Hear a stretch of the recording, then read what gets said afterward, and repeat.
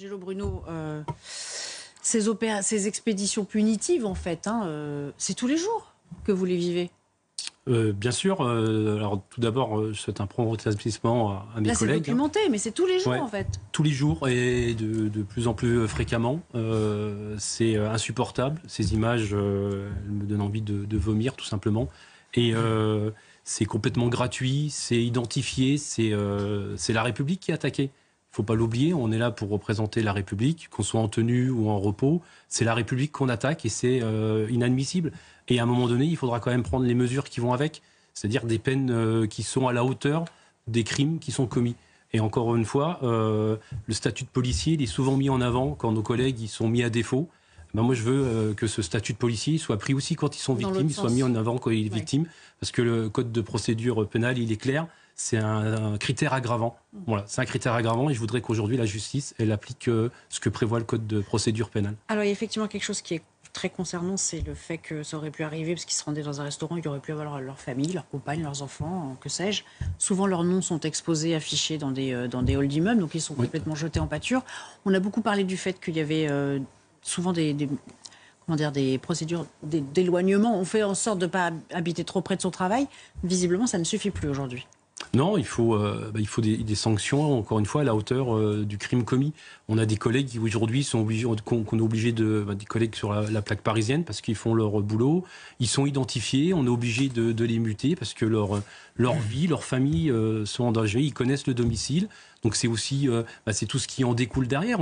C'est un collègue qui avait investi sur la plaque parisienne, qui est obligé de vendre son pavillon au rabais parce qu'il y a l'urgence. Alors il y a un accompagnement de l'administration, mais il n'est pas assez présent. En fait, on doit aller plus loin. On doit protéger ceux qui protègent la République et leur donner surtout les moyens en fait de faire leur métier. Quand vous voyez qu'un des énergumènes a été sorti depuis 4 jours de prison, j'imagine que ça vous surprend guère en fait. C'est malheureusement notre quotidien en fait. Et aujourd'hui, les gens sont interpellés et malheureusement, les sanctions ne suivent pas.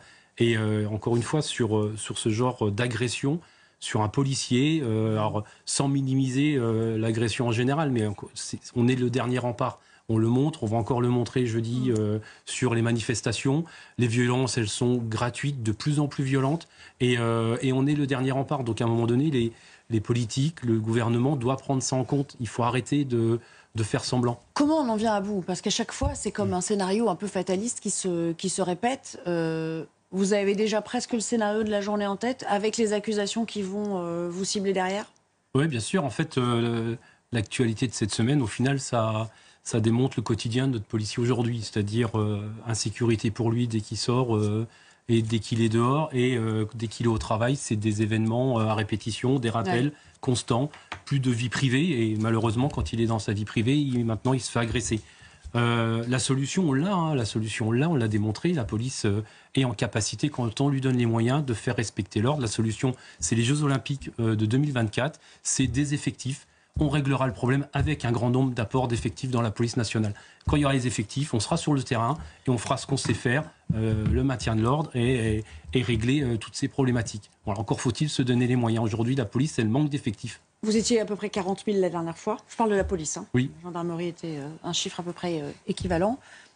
Grosso modo, ça s'est quand même bien passé parce qu'il y a eu précisément un degré d'anticipation et organisationnel qui allait. Mais on ne peut pas être réactif comme ça à chaque mobilisation. Non, et puis... parce que ça vous fait des heures sup, ça fait des... Voilà. Bien sûr, c'est des rappels constants et on se satisfait au final de la médiocrité, parce qu'on dit que ça se passe bien, mais on a quand même on a quand même un immeuble qui a pris feu, on a quand même des oppositions. Les Jeux Olympiques se sont bien passés. Les Jeux Olympiques se sont bien passés car on n'a pas eu de casse. Alors, en tout cas, on a eu de la police secours Il y avait 100 000 forces de l'ordre. Oui, 100 000, mais le pays, aujourd'hui, le mal-être de notre pays aujourd'hui mérite qu'on y mette les moyens. Alors, on entend toujours cette question des effectifs, en effet. Bon, à peu près tous les collègues, syndiqués ou pas d'ailleurs, nous disent ça. Dès qu'ils arrivent, on manque d'effectifs, on manque de moyens.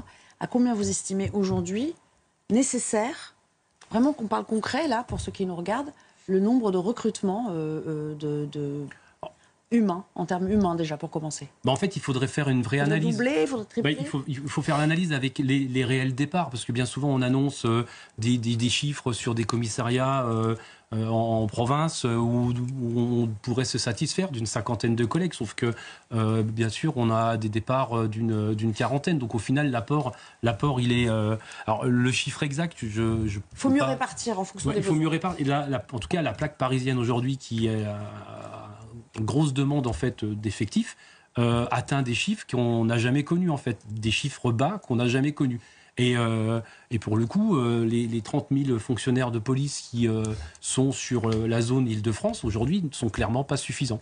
Ouais, 30 000, oui, c'est... Quand un jeune qui envisage d'intégrer la police nationale voit les images qu'on peut voir aujourd'hui sur les médias, ça ne donne pas forcément envie. Et si derrière, en plus, clairement, en termes de justice ou en termes de soutien de l'administration, il n'y a pas ce qu'il faut non plus, bien évidemment, on va pas mettre les... comment ça va être compliqué. D'autant plus que vous avez mis le doigt dessus tout à l'heure. Vous avez dit que quand on faisait ça, on ne fait pas autre chose. Ah oui. Et aujourd'hui, ce qui est en danger dans notre métier, c'est notre cœur de métier, c'est la police secours. C'est-à-dire que la police aujourd'hui, du citoyen qui appelle parce qu'il est en danger, quand on est sur ces événements-là, on a moins de patrouilles qui peuvent intervenir. Et ça devient... Et donc ça entraîne une mortalité peut-être accrue, ces jours de grosses interventions. Exactement.